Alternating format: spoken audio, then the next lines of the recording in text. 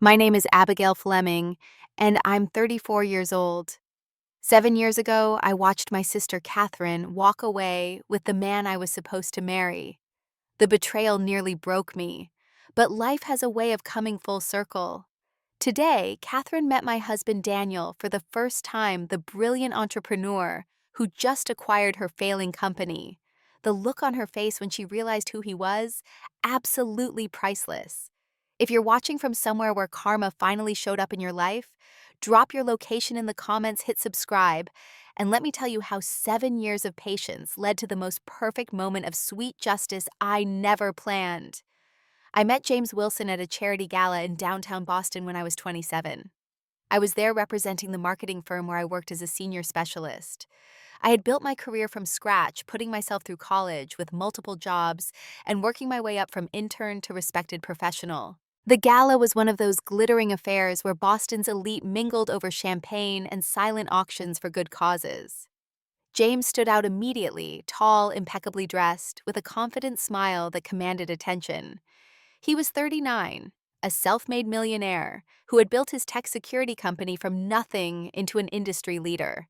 When he approached me at the bar and started a conversation about the charity's marketing materials, I was immediately drawn to his intelligence and genuine interest in my professional opinions. Most people at these events just want to talk about themselves, I told him after our first hour of conversation. I'm not most people, he replied with a smile that made my heart flutter. And neither are you, Abigail Fleming. That night turned into a dinner date the following evening, which evolved into a whirlwind romance that seemed too good to be true. Weekend trips to New York, surprise deliveries of my favorite flowers to the office, thoughtful gifts that showed he was listening to everything I mentioned. James was attentive, passionate, and seemed completely devoted. I've dated many women, but none of them challenge me the way you do, he told me 3 months in. You're not impressed by my money, and I love that about you. I sometimes worried about fitting into his world. James attended board meetings and investment dinners while I was still climbing the corporate ladder. But he always made me feel like his equal. Your ambition is sexy, he would say. We're building our empires together. My younger sister, Katherine, was always the first person I called with updates about my relationship. At 31, Katherine had always been the favorite in our family. The prettier one, the more charming one, the one who could do no wrong in our parents' eyes. While I was the responsible, hardworking daughter, Katherine was the free spirit who received endless second chances and financial support from our parents. Despite our complicated relationship, I wanted to share my happiness with her. Katherine seemed genuinely excited for me, peppering me with questions about James, asking to see photos, and insisting on meeting him. My big sister dating a millionaire. This is like a movie, she squealed during one of our phone calls. 6 months into our relationship, James proposed at the five-star restaurant where we'd had our first date. The ring was stunning, a flawless diamond that caught the light from every angle. I was overjoyed, calling my family immediately after saying yes. Catherine's enthusiasm about the engagement was overwhelming. She insisted on helping plan every detail of the wedding, volunteering to meet with vendors and visit venues when my work schedule was too demanding. You focus on your big marketing project, Abby, she insisted. I'll handle the wedding stuff. That's what sisters are for. I was grateful for her help initially. Planning a wedding while trying to secure a major promotion was challenging. James encouraged me to let Katherine assist. Your sister has great taste, he remarked after Katherine had helped select potential venues. And she's very dedicated to making sure everything is perfect for us. The first warning signs appeared subtly. James and Katherine began having wedding planning meetings without me. When I asked about them, both insisted it was to spare me the stress during my busy work period. We want everything to be perfect for you, Katherine said, hugging me. Consider it our gift to you. A major opportunity arose at work, a chance to lead a marketing campaign for our biggest client, which required a 2-week business trip to Chicago. I hesitated, worried about the wedding preparations. You should absolutely go, James insisted. This is important for your career. Katherine and I have the wedding under control. Are you sure? I asked, torn between professional advancement and personal responsibilities. Positive, he said, kissing me. This is why we make such a great team. You follow your dreams, and I support you every step of the way. I left for Chicago feeling incredibly lucky to have both a supportive fiancé and a helpful sister. My career was thriving, my personal life was falling into place, and the perfect future I had worked so hard for was unfolding just as I had hoped. The business trip was a tremendous success. I closed the deal a day early and decided to surprise James by returning to Boston unannounced. I stopped by my apartment to freshen up before heading to his penthouse, excited to share my professional triumph with the man I loved. I never imagined that surprise would completely shatter the perfect life I thought I was building. I still remember the weight of the key in my hand as I approached James's penthouse door. He had given me the key 4 months earlier, telling me his home was my home too. I was smiling as I turned it in the lock, imagining his surprised expression when I walked in unexpectedly. The surprise, however, was entirely mine. I heard them before I saw them, the unmistakable sounds coming from the bedroom. Catherine's laugh, a sound I had known my entire life. For several seconds, I stood frozen in the entryway, my mind refusing to process what was happening. Then, operating on autopilot, I walked toward the bedroom, each step feeling like moving through quicksand. The door was partially open. Through the gap, I could see them, my sister and my fiancé, tangled in the sheets of the bed where I had slept countless nights. On Catherine's finger gleamed a ring that looked remarkably similar to mine. James. My voice sounded distant, like it belonged to someone else. They sprang apart, James's face registering shock, while Catherine's showed something entirely different. Not shame or guilt, but annoyance at the interruption. Abby, you're back early, James stammered, pulling the sheet around himself. Katherine made no move to cover herself. This isn't how we wanted you to find out, she said, as if she were discussing a surprise party that had been revealed too soon. Find out what? I asked, though I already knew the answer. James and I have connected on a completely different level, Abby. Katherine said, her voice eerily calm. It just happened. We tried to fight it, but some things are meant to be. James finally found his voice. Abigail, I'm sorry. I never meant to hurt you. The feelings between Katherine and me, they developed unexpectedly while we were planning the wedding. While you were planning our wedding, I corrected my shock, giving way to a cold anger. You were always so busy with work, Katherine said, a hint of accusation in her tone. James needs someone who can be present, who understands his world. And that's you, the sister who's never held a steady job, who still takes money from our parents at 31. The words flew from my mouth before I could stop them. Catherine's face hardened. He was never really into you, Abby. We connected on a different level. I understand the social circles he moves in. You were always going to be out of place in his world. James reached for his pants, avoiding my gaze. This isn't productive. Abigail, we should discuss this when everyone is calmer. There's nothing to discuss, I said, removing the engagement ring and placing it on the dresser. The wedding is off. Abigail, wait, James called as I turned to leave. We need to sort out the practical matters. I've prepared a financial settlement that should make things easier. I stopped in my tracks, the full impact of his words hitting me like a physical blow. He was trying to buy me off as if our 3-year relationship could be settled with a check. Keep your money, I said, my voice steady, despite the earthquake happening inside me. I don't want anything from you. The next few weeks passed in a blur of pain and disbelief. I moved through my days like a ghost, going through the motions at work, while my personal life imploded. The canceled engagement announcement had to be explained to friends and family.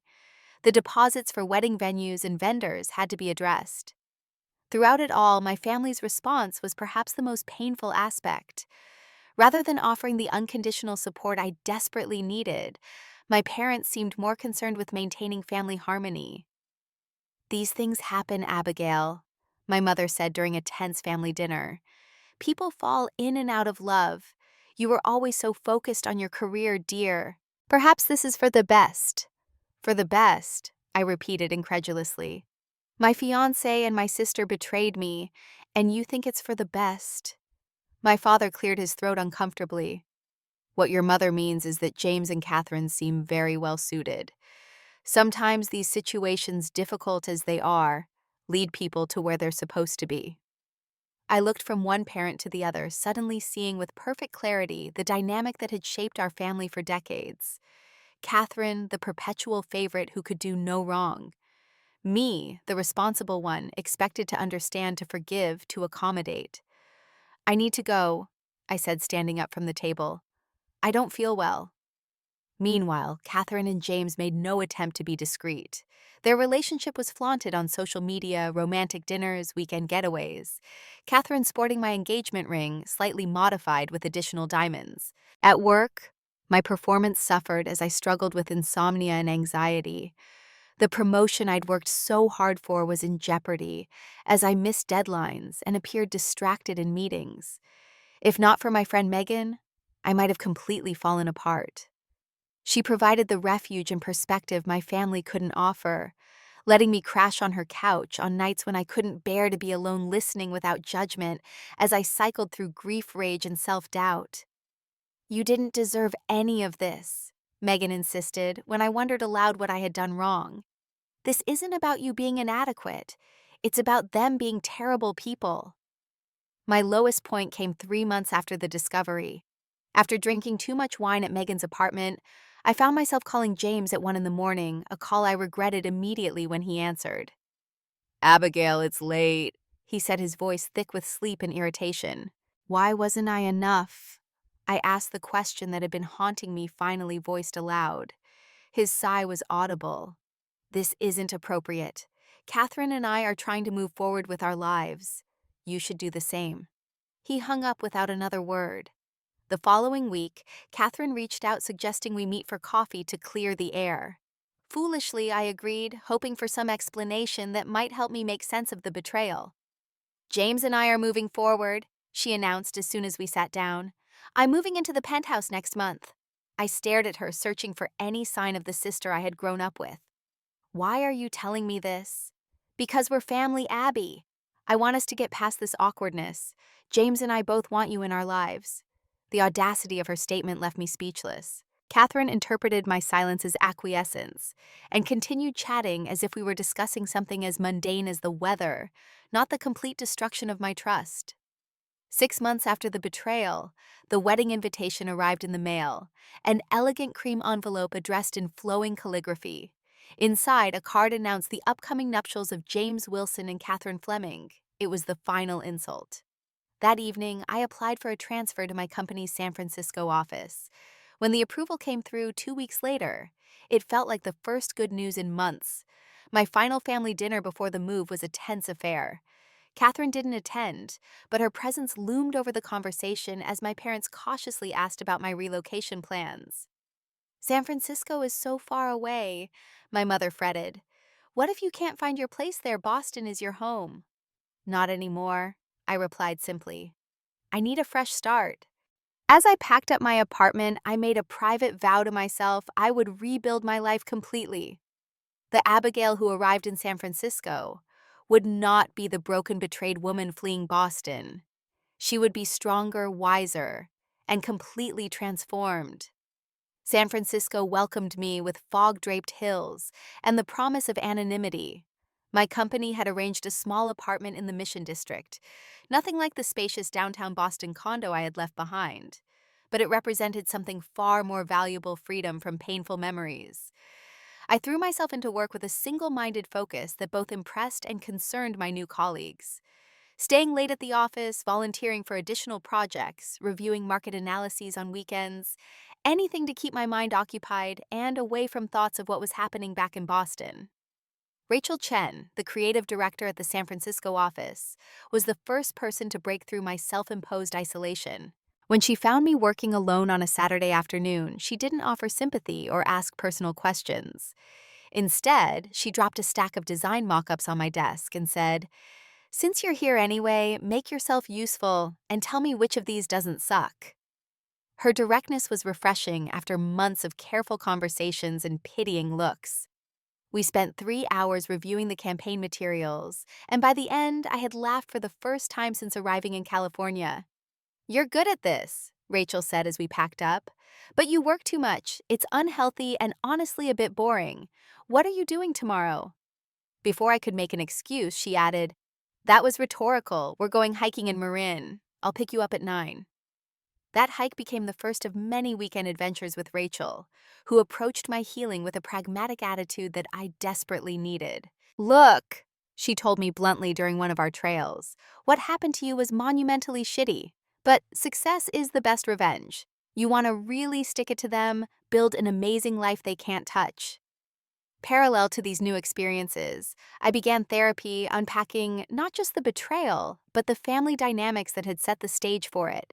My therapist helped me see patterns I'd been blind to how I had spent my life seeking approval from parents who consistently prioritized Catherine's happiness over mine, how I had accepted James's occasional emotional distance because I didn't believe I deserved full attention. You've been living to meet external expectations, my therapist observed. What would it look like to live according to your own values? I didn't have an immediate answer, but the question became a guiding principle as I reconstructed my identity. A significant step in my healing process was cutting off the digital connections that allowed me to self-torture. I blocked both James and Katherine on all social platforms, deleted our photos, and asked friends not to update me on their lives. With the compulsion to check their social media removed, I found mental space for new interests. I explored California's breathtaking trails, with a hiking group discovered a talent for photography, and joined a cooking class where I learned to prepare dishes I would never have attempted in Boston. At work, my focused energy began to pay dividends. 8 months after my arrival, I spearheaded a marketing campaign for a sustainable technology client that garnered national attention. The campaign's success brought recognition from senior management and solidified my position as a rising star in the company. Despite my attempts to sever ties with my past life, occasional painful updates still reached me. Maya, my cousin, and one of the few family members who had unequivocally taken my side, sent a text the day of Katherine and James's wedding. "Just so you know, it was all about showing off," she wrote. "Coldest wedding I've ever been to. Half the guests were James's business associates. Kay kept making pointed comments about you during her speech. Mom and Dad looked uncomfortable the whole time." Maya's loyalty was a reminder that while my immediate family had failed me, other connections remained intact. Her regular check-ins provided a controlled way to process my family situation without being blindsided by unexpected news.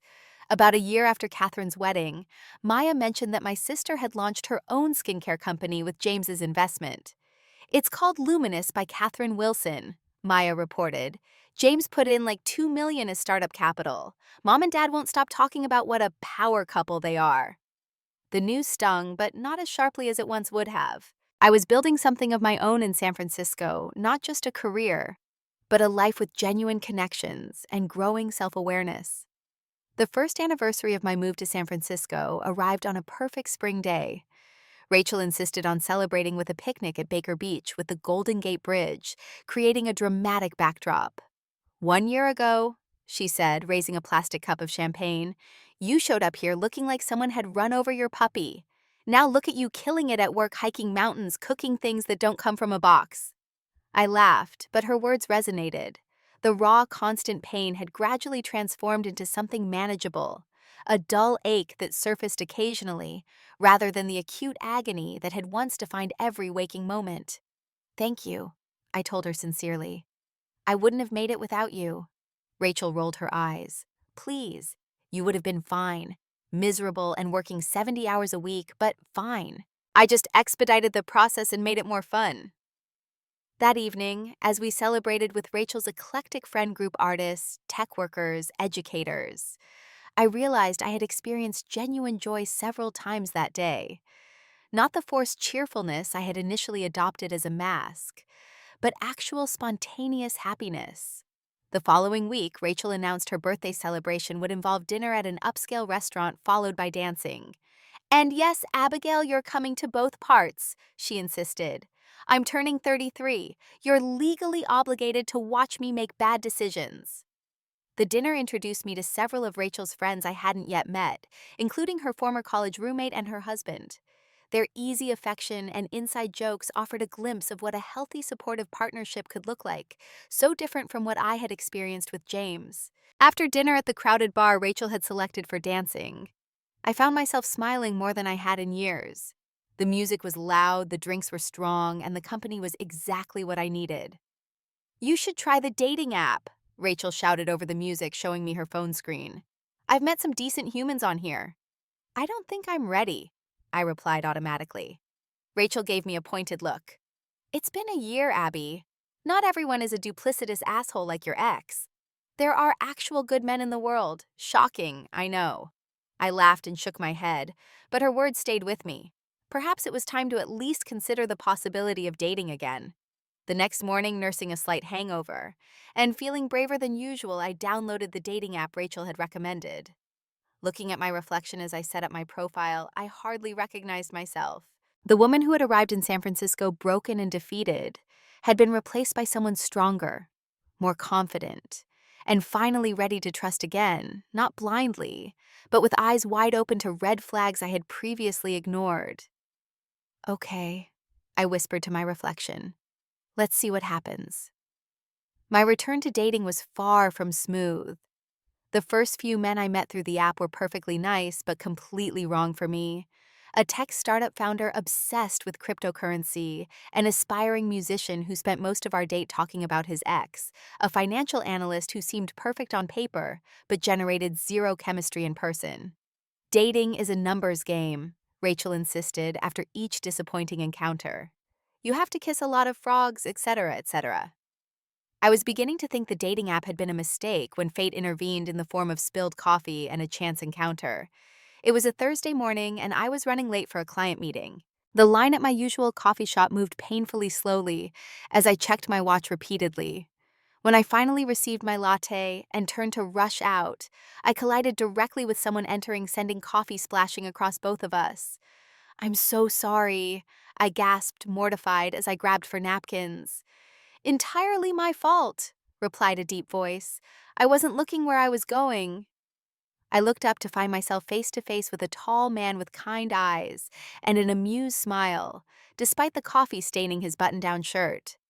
I've completely ruined your shirt, I said futilely, dabbing at the spreading stain. Consider it the universe's way of telling me I need to update my wardrobe, he replied. I'm Daniel, by the way. Daniel Parker. Abigail Fleming, I said, still flustered. Look, I'm late for a meeting, but please let me pay for your dry cleaning. How about this instead? Daniel suggested.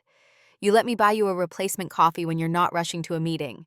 There was something refreshingly straightforward about him. No pretense, no agenda beyond replacing a spilled coffee. Against my better judgment, I found myself agreeing. Tomorrow, same time, he suggested. Make it Saturday morning, I countered. Fewer chances of workplace emergencies. Daniel smiled. Saturday it is.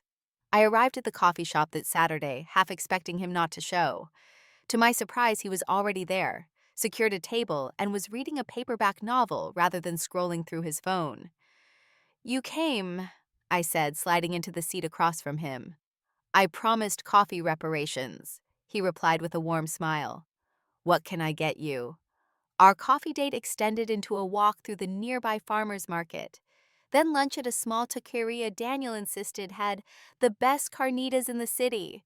Throughout those hours, I learned he was 36, had grown up in Seattle, and had built a venture capital firm focused on sustainable businesses after selling his first company at 30. Unlike James, who had flaunted his success with expensive watches and name-dropping, Daniel discussed his achievements with a casual humility that was immediately appealing.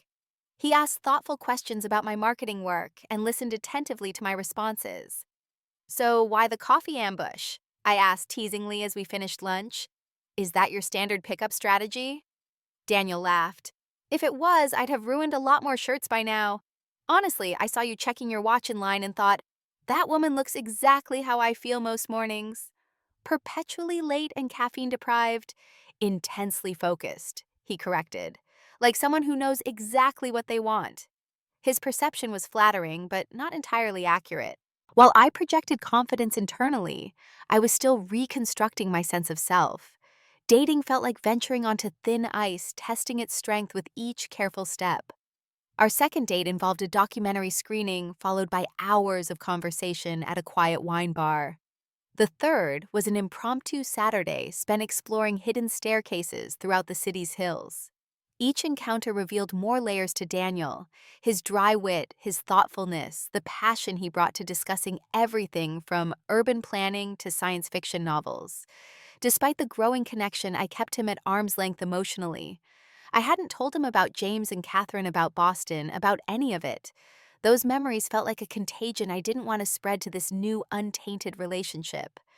The night I finally shared my story came after we'd been dating for nearly 3 months. We were at Daniel's apartment, a surprisingly modest condo with spectacular views of the bay. As we sat on his balcony with glasses of wine, he asked about my family with innocent curiosity. "You never mention them," he observed. "Are they all back east?" The question unlocked something in me. Perhaps it was the safety of the darkness, or the gentle way he asked, or simply that enough time had passed. Whatever the reason, I found myself telling him everything: the engagement, the betrayal, my family's response, my escape to San Francisco. Daniel listened without interruption, his expression shifting from surprise to anger on my behalf. When I finally finished, he was quiet for a long moment. "Thank you for trusting me with that," he said finally, his voice soft. "It explains a lot about your caution. For what it's worth, I think you're remarkable. Not just for surviving that, but for rebuilding yourself afterward." There was no judgment in his response, no platitudes about everything happening for a reason, just understanding and a deeper appreciation for my journey. That night marked a turning point in our relationship. Having shared my darkest experience and received only empathy in return, I found myself more willing to invest emotionally in what we were building. Meeting Daniel's family further highlighted the contrast with my own. His parents, still married after 40 years, welcomed me warmly during their visit from Seattle. His sister teased him mercilessly, but showed genuine interest in getting to know me. There were no comparisons, no favoritism, just acceptance. 6 months into dating Daniel, I deleted the dating app from my phone, recognizing I had no interest in meeting anyone else. We had our first real argument a week later, a disagreement about work-life balance that escalated due to my lingering insecurities. "You can't expect me to read your mind, Abigail," Daniel said during the tense conversation. "If something's bothering you, you need to tell me directly." It was a reasonable request, but one that challenged my instinct to protect myself by withholding vulnerability. The way we resolved the conflict with honest communication rather than manipulation or withdrawal showed me what healthy disagreement could look like.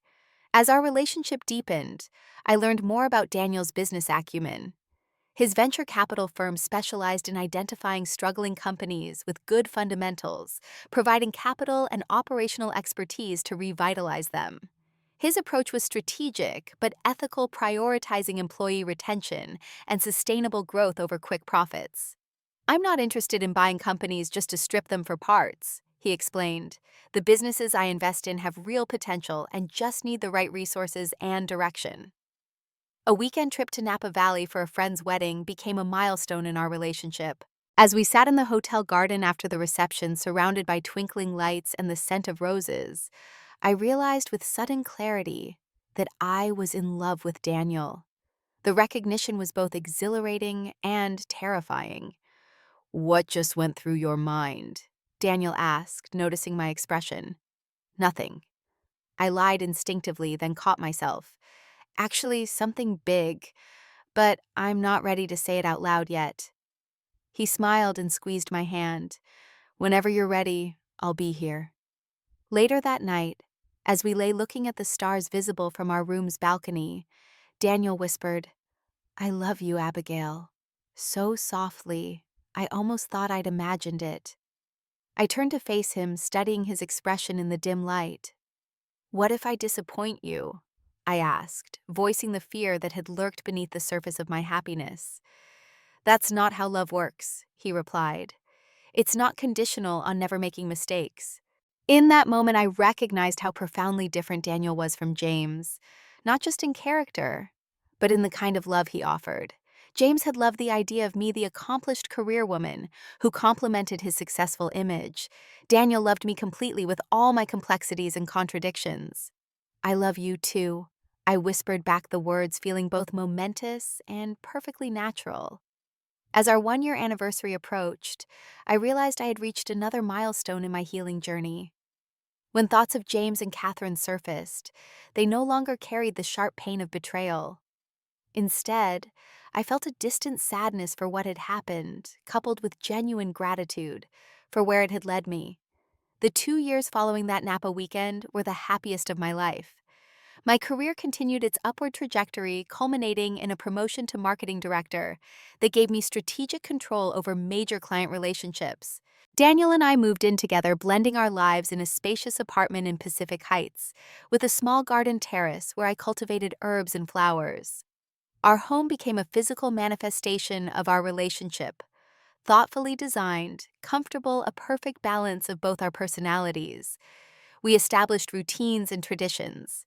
Sunday morning farmers market visits, monthly dinner parties with friends, summer hiking trips to explore California's natural beauty.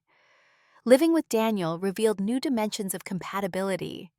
We both valued quiet mornings with coffee and newspapers. We both worked hard, but respected the importance of disconnecting. We navigated the inevitable friction of shared space. His tendency to leave cabinet doors open. My habit of accumulating half-empty water glasses with humor rather than irritation. On our second anniversary, Daniel suggested a return to the Napa Vineyard, where we had first exchanged, "I love you." As we walked through the sun-dappled gardens after a private wine tasting, he led me to a secluded bench overlooking the valley. "I've been thinking a lot about the concept of home," he said, taking my hands in his. "Not as a physical place, but as a feeling of absolute rightness, of belonging." He paused, his eyes holding mine. "You're my home, Abigail." With those words, he knelt and opened a small velvet box containing a ring unlike any I had ever seen, a deep blue sapphire surrounded by tiny diamonds that caught the late afternoon light. "Will you marry me?" he asked simply. For a brief, terrible moment, memories of James's proposal flashed through my mind, the restaurant, the elaborate speech, the perfect diamond. Then I looked at Daniel's face, open and vulnerable, and the comparison dissolved. This wasn't history repeating itself. This was something entirely new. "Yes," I answered without hesitation, my voice steady and sure. Unlike my first engagement, we celebrated with a small, intimate gathering of true friends rather than a lavish party.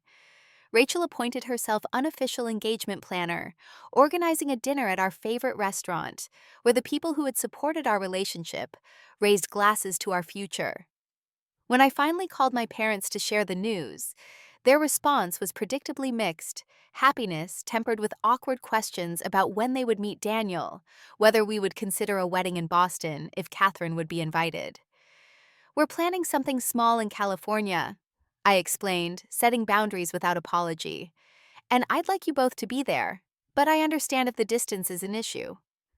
My mother sighed. "Of course we'll come, Abigail. We just wish we knew your fiancé. It seems strange to not have met the man our daughter is marrying." "You could have visited any time in the past 3 years," I pointed out gently. "The invitation was always open." The conversation ended with tentative plans for them to visit San Francisco, plans I suspected might not materialize given their history of prioritizing convenience over connection with me. Cousin Maya's response to my engagement news was everything my parents wasn't: unreserved joy, immediate offers to help with wedding planning, and a firm declaration that she would be flying out for both the engagement party and the wedding. "Wild horses couldn't keep me away," she assured me during our video call. "Besides, I need to approve of this man who's finally put a genuine smile back on your face." Wedding planning with Daniel was a collaborative process focused on meaning rather than show. We chose a small venue on the California coast, limited our guest list to 60 people who truly mattered to us, and designed a ceremony that reflected our values rather than traditions for tradition's sake. Throughout the process, I found myself reflecting on how far I had come in my healing journey. The woman who had fled Boston, broken and betrayed, had been transformed, not just by time, but by the experience of being truly seen and valued. When I voiced these thoughts to Daniel one evening, he pulled me close and said, "You were always extraordinary, Abigail. You didn't become worthy of love through this journey. You were always worthy. You just needed to find people who recognize that truth." My parents attended the wedding, arriving 2 days before and departing immediately after. They were polite to Daniel, complimentary about the ceremony, but there remained an emotional distance I had come to accept as permanent. Katherine and James were notably absent, not having been invited, despite my mother's hints that family should support family. Our wedding day dawned clear and perfect, the Pacific Ocean providing a dramatic backdrop as we exchanged vows surrounded by chosen family. Rachel stood beside me as my maid of honor, while Daniel's brother served as best man. Maya read a poem during the ceremony, her voice carrying clearly over the sound of waves. "Today I promise to choose you," Daniel said in his vows. "Not just today, but every day that follows. To choose your happiness alongside my own. To choose honesty, even when truth is difficult. To choose growth together rather than security alone. My own vows acknowledge the journey that had brought us together. I promise to trust this love we've built, to nurture it with honesty and courage, to remember that real love isn't about possession, but about freedom to be fully ourselves together." We honeymooned in Bali, spending 2 weeks exploring ancient temples, hidden waterfalls, and pristine beaches. It was the longest either of us had been completely disconnected from work, a deliberate choice to fully immerse ourselves in the beginning of our married life. Returning to San Francisco, we settled into married life with surprising ease. Our routines adjusted to accommodate new traditions. Sunday morning coffee became no phones allowed time for genuine conversation. We established a monthly adventure day where we would explore something new together, and we created a shared vision board for our future goals. Daniel's business continued to thrive with his venture capital firm, developing a reputation for turning around struggling companies while maintaining their core workforce and values. 3 years into our marriage, he began exploring an ambitious expansion into East Coast markets. "There are some interesting opportunities in Boston," he mentioned casually one evening. "Companies with solid products, but cash flow issues, leadership problems, that sort of thing." The mention of Boston no longer triggered immediate anxiety. 7 years had passed since I had left enough time that the city had become simply a place, rather than a site of trauma. "I might need to spend some time there scouting potential acquisitions," Daniel continued. "Would you consider coming with me? It could be a chance to reclaim the city on your terms." The suggestion was thoughtful, typical of Daniel's sensitivity to my emotional landscape. I considered it, carefully recognizing that avoiding Boston forever would give Katherine and James continued power over my choices. "You know what, I think I would like that," I replied, surprising myself with the realization that I was genuinely curious about revisiting my former home. "I've been researching potential targets," Daniel explained, pulling up a spreadsheet on his laptop. "There's one that looks particularly promising, a skincare company with excellent products but serious cash flow issues and leadership challenges." I glanced at the company name listed in his spreadsheet, Luminous Beauty. The coincidence seemed too great, but I dismissed it as paranoia. There were countless skincare brands with similar names. "When were you thinking of going?" I asked, pushing aside the flicker of unease. "Next month," he replied. "I have meetings scheduled with several prospects, including the Luminous Beauty team. They're eager to discuss options. Apparently, they're in worse shape than they're publicly admitting." The possibility that Daniel might be considering acquiring my sister's company without even knowing the connection seemed so improbable that I hesitated to mention it. If I was wrong, I would be dragging past pain into our present unnecessarily. "Sounds like a plan," I said instead, deciding to cross that bridge if and when we came to it. "It's time I showed my husband where I grew up." As our departure date approached, I found myself surprisingly calm about returning to Boston. 7 years of distance therapy and personal growth had transformed my relationship with the past. I was no longer defined by what had happened there, but by the life I had built since leaving. We booked a room at the Four Seasons, rather than staying with family, giving us the space and privacy to approach this visit on our own terms. Daniel had filled our 5-day trip with business meetings, but we had reserved evenings and our final day for personal time. The flight to Boston felt like crossing an invisible boundary between past and present. As the plane descended through clouds to reveal the familiar skyline, I took Daniel's hand and squeezed it gently, grateful for his steady presence beside me. "Welcome back to Boston," he said softly, "for however long or short you want to be here."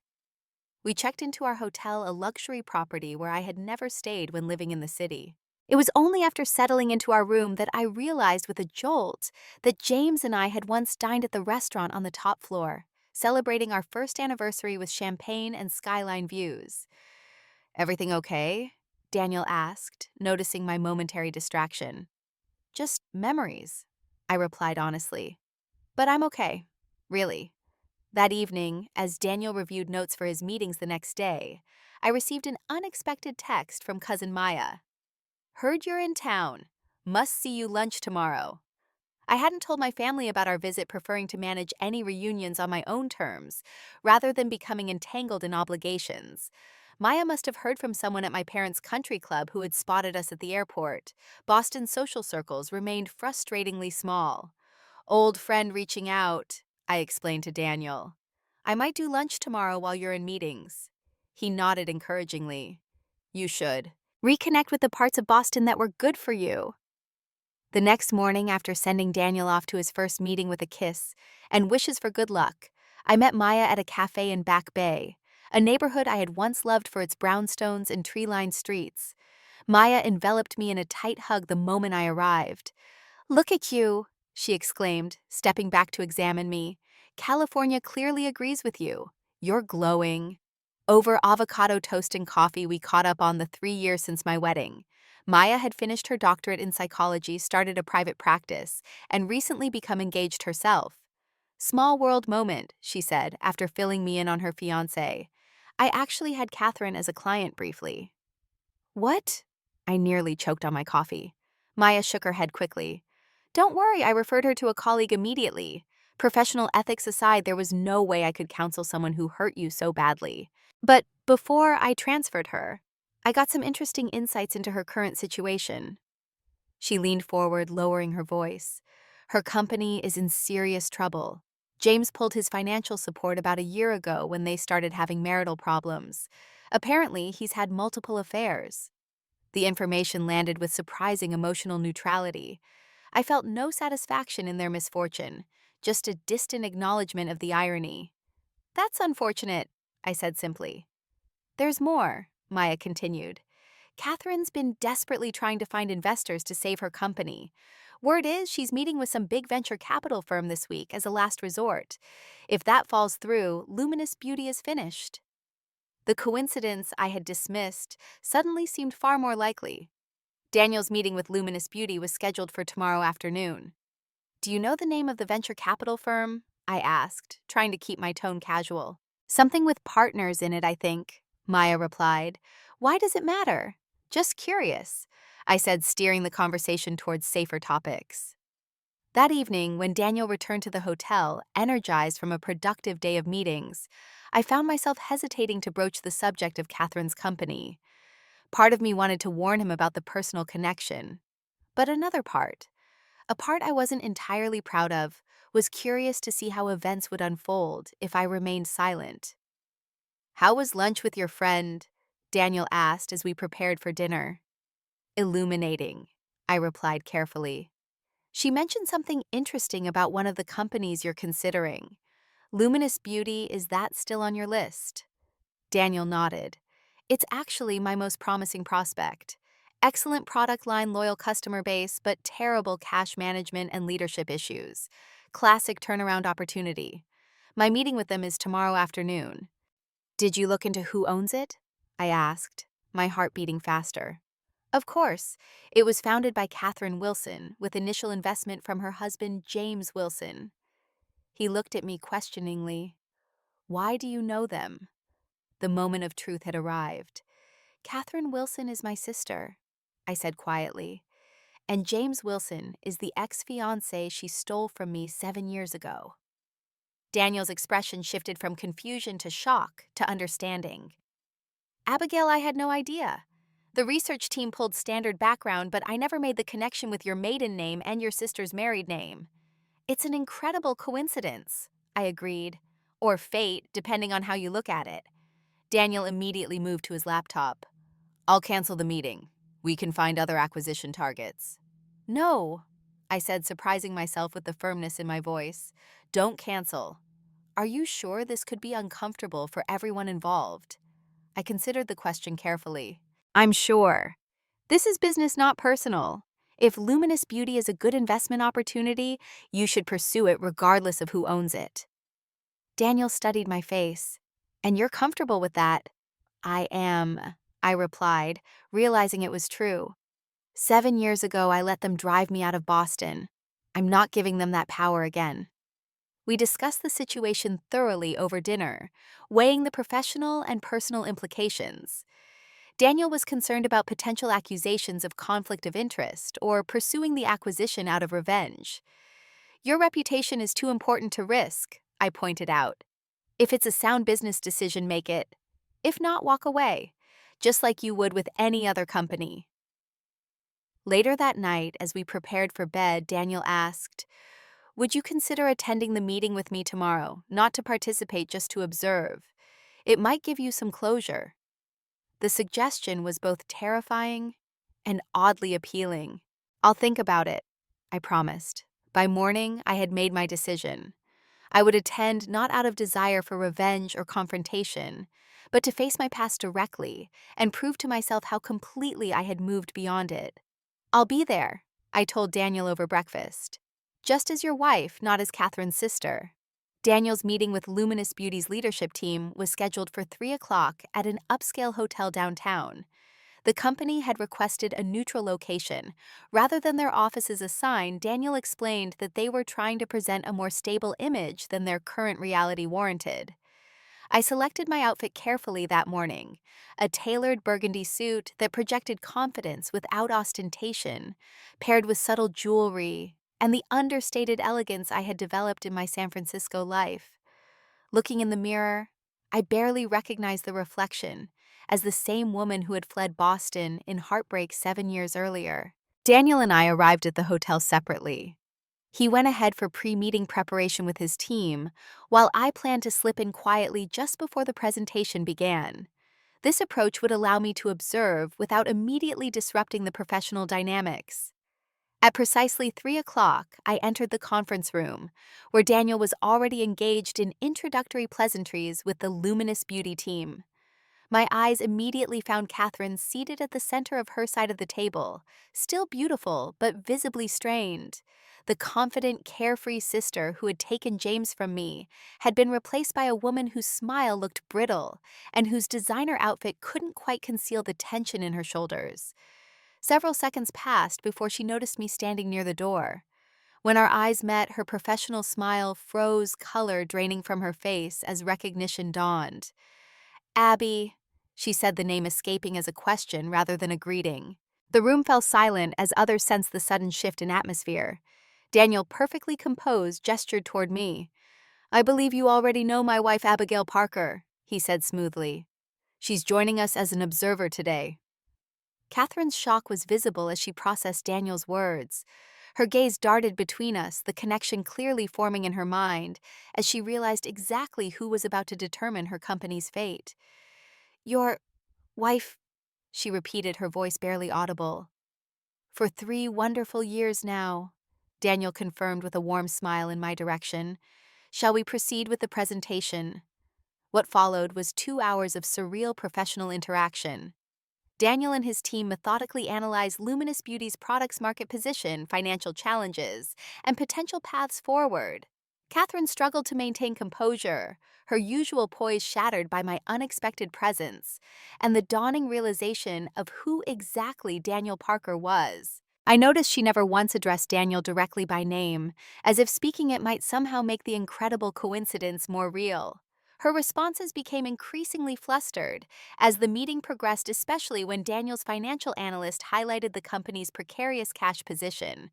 "As you can see," the analyst explained, "without significant capital infusion in the next 30 days, Luminous Beauty will be unable to meet its obligations to suppliers and staff." Throughout the presentation, I remained silent, observing rather than participating. I felt oddly detached from the emotional history in the room, viewing the situation through the lens of the person I had become, rather than the woman I had been when I left Boston. As the meeting concluded with arrangements for follow-up discussions, Katherine approached me while Daniel was engaged with other team members. "Can we talk?" she asked, her voice low and urgent. Privately. I considered refusing, but decided a brief conversation might provide the final closure this chapter of my life needed. 5 minutes. I agreed, following her to a small seating area in the corner of the conference room. Once seated, Katherine struggled to find words, opening and closing her mouth several times before finally speaking. "How long have you known about this?" she demanded. "Is this some elaborate revenge plan you've been orchestrating for years?" The accusation was so absurd I almost laughed. "Katherine, until yesterday I had no idea your company was on Daniel's acquisition list. The world doesn't revolve around you." She searched my face for signs of deception, finding none. "James and I are divorcing," she said abruptly. "He's been cheating for years, with multiple women." "I'm sorry to hear that," I replied sincerely. "Are you?" she challenged. "After what we did to you?" "I am," I confirmed. Being betrayed is painful regardless of who experiences it. I wouldn't wish that on anyone. Catherine's expression shifted from defensive to desperate. "Abby, this company is all I have left. James has frozen our joint accounts during the divorce. If Luminous fails, I have nothing." I understood then what she was really asking. "You want me to intervene with Daniel? To secure better terms because we're sisters? Can you—" The naked hope in her voice was painful to witness. I shook my head slowly. "Daniel makes business decisions based on value, not personal connections. If Luminous Beauty is worth saving, he'll offer fair terms. If it's not, no amount of family history will change that." "So that's it." Catherine's voice cracked slightly. "7 years ago, I took everything from you, and now your husband holds my entire future in his hands. You've won Abby. Are you happy now?"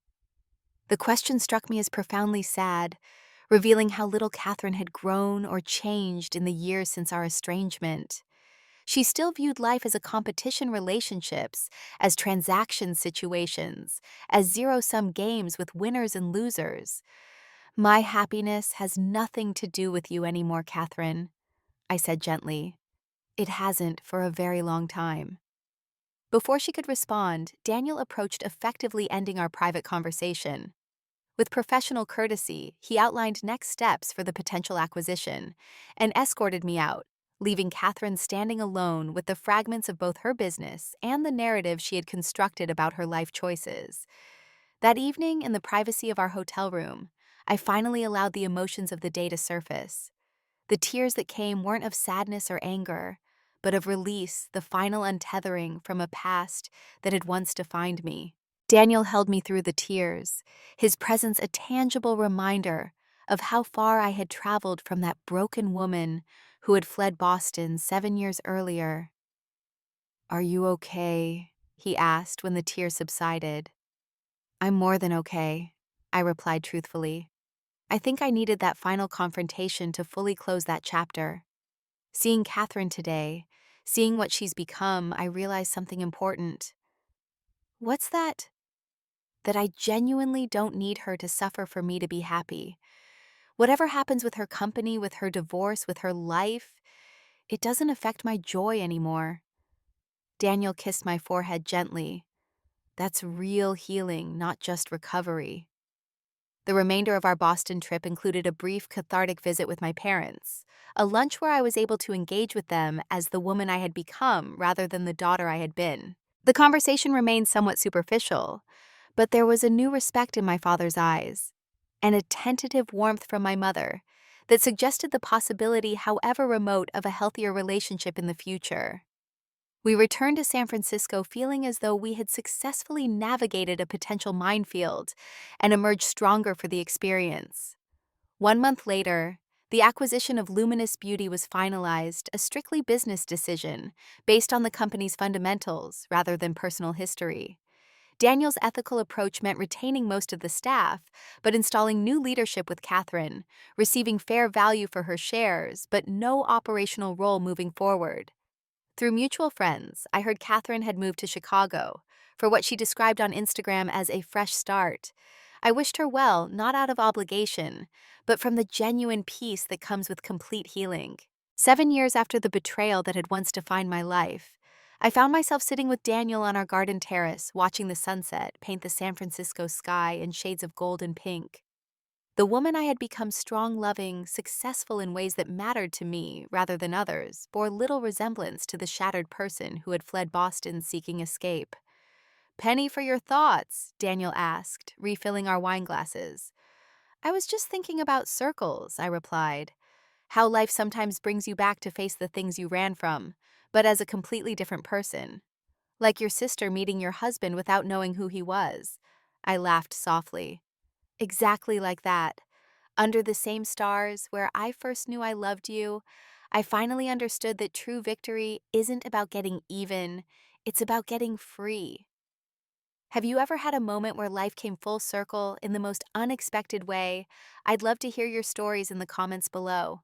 And if this journey of healing and unexpected justice resonated with you, please hit the like button and subscribe to my channel for more real-life stories about overcoming betrayal and finding true happiness.